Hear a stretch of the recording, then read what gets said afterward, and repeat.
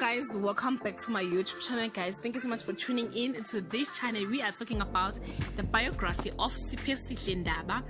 She's a South African actress best known for her starring role as Mazet in Mzansi Magic telenovela Gomora. She is not to be confused with Uzalo actress Siphesihle Ndaba, who was portraying character of Sumangele on Uzalo, a graduate of Oprah Winfrey Leadership for Girls School.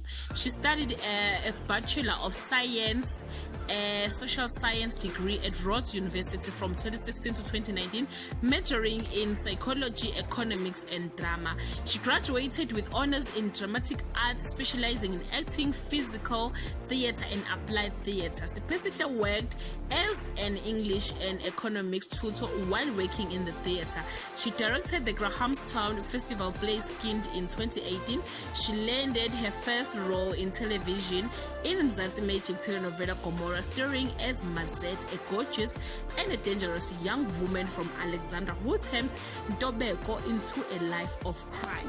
Guys, yeah, you can leave a comment below and share your thoughts about her acting skill. Guys, for me, she is nailing her character. By the way, thank you so much guys for watching. Bye.